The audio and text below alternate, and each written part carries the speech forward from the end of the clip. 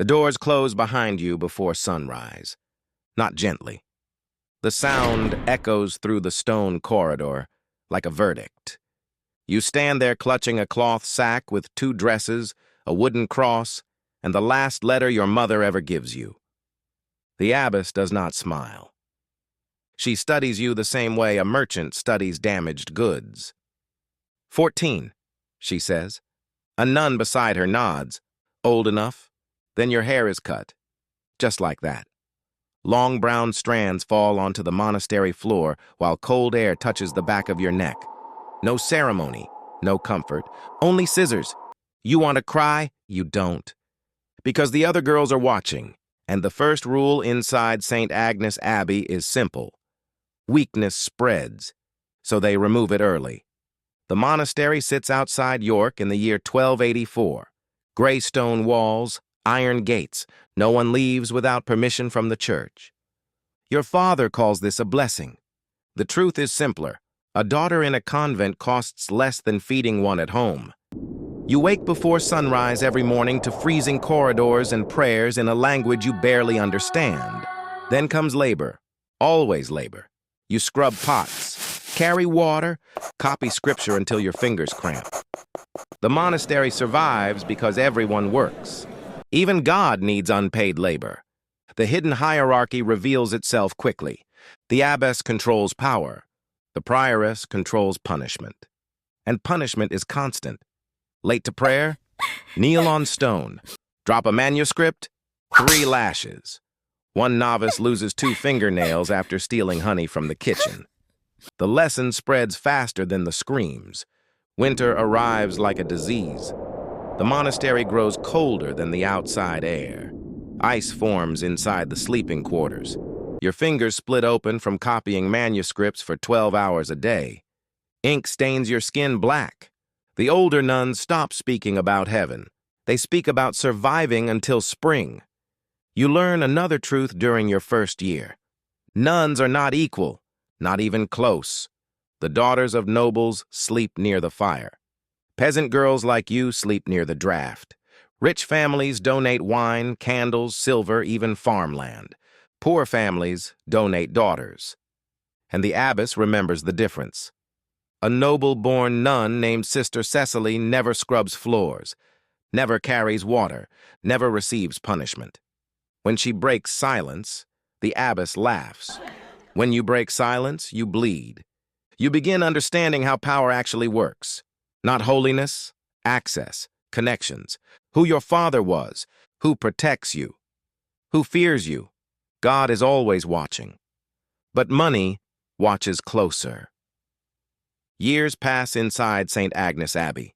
The routines stop feeling temporary. Eventually, you take permanent vows.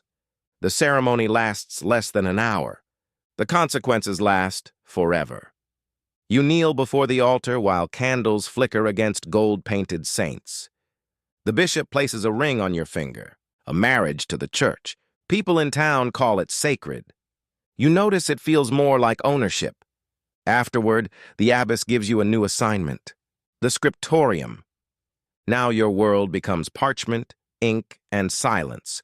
The monastery owns dozens of manuscripts worth more than most farmers earn in a lifetime. One Bible takes over a year to copy by hand. Mistakes are scraped away with knives. Your wrists burn constantly. But this room changes you, because information lives here. And information is power. The church hears everything. Eventually, so do you. A knight funds a chapel after murdering his brother over inheritance. A merchant pays silver for prayers after selling rotten grain during a famine. You begin noticing a pattern. Sin creates business, and business keeps monasteries alive. At first, the hypocrisy bothers you. Then something inside you shifts. You stop asking whether people are good. You start asking whether they're useful. That change scares you, not enough to stop it. Then plague reaches York. The bells never stop ringing. Carts filled with bodies roll past the monastery gates every morning. Half the nearby village dies within 6 months. The abbey becomes a hospital. You sleep 3 hours a night, maybe less, The sick flood the halls. Children coughing blood, mothers with blackened skin, men begging God for one more week. The smell is unbearable. Rot, sweat, death. Nuns begin dying every week. You hold one woman down while boils burst across her neck. She begs for water. The infirmarian refuses. "It will not save her," she says. That night you realize compassion has limits. Soon the abbey starts turning sick villagers away to protect itself.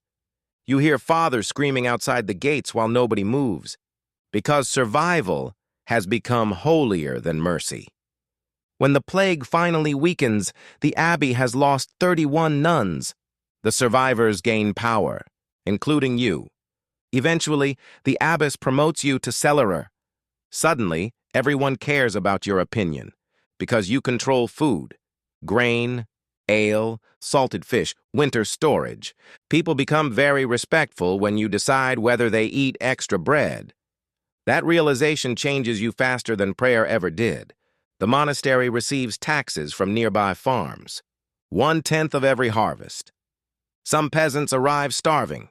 You still collect, because if the abbey weakens, everyone inside suffers. That becomes your justification. The first time a widow begs you for mercy, you hesitate. The second time, you don't. You begin thinking in systems, not feelings. The abbess notices. She starts inviting you to private meetings. Now you see the machinery behind the holiness. Church officials trading favors, land negotiations, bribes disguised as donations.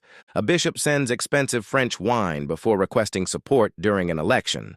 A noblewoman funds orphan care after rumors spread about her husband's illegitimate son. Every act of goodness carries a transaction underneath, and the most powerful people hide their greed behind Scripture. You learn to do the same. One winter, a new novice arrives, 13 years old, terrified. During evening prayer, she falls asleep. The prioress orders her kneel barefoot outside in freezing rain. You could stop it. Instead, you stay silent, because protecting the institution matters more now. The girl develops a fever 2 days later. She survives, barely. That realization follows you into sleep. Your reputation spreads beyond York. People call you efficient, which is another word for feared. The abbey grows richer under your management. Then famine arrives. Villagers gather outside the gates begging for grain. You have enough stored to help some of them, not all. The abbess decides only families who can still pay taxes receive aid. The poor are turned away first. One mother offers you her wedding ring for a sack of oats. You take it. And the next morning, you continue working. Because that is what survival inside systems does. It teaches you how to live with things that once would have horrified you. Then the abbess dies. Quietly. No dramatic final speech, just shallow breaths and cold hands. Within hours, the power struggle begins. 3 senior nuns compete for the abbess position. Rumors spread, alliances shift. You meet privately with the bishop and hand him documents damaging one of his political rivals. 3 days later, you become abbess. Officially, it is because of your devotion. Unofficially, it is because you learned how power truly works. The doors close behind you again. This time, they close for you. The younger nuns bow their heads when you pass. Some fear you, some admire you. Most cannot tell the difference. You sit in the abbess chamber beside a fire that once belonged to women you feared as a child. Outside, bells echo across the countryside. Farmers kneel in prayer. Villagers call this place holy. You know better. You know holiness is only part of it.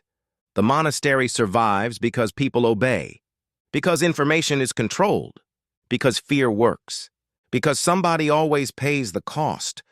And after 22 years inside these walls, that somebody is no longer you. You pick up the next petition. Another hungry family asking for mercy. Your fingers rest on the seal. The room is silent. Outside, snow begins falling over Saint Agnes Abbey. And for a long moment, You cannot remember whether the girl who entered these gates at 14 would recognize the woman deciding who survives the winter now.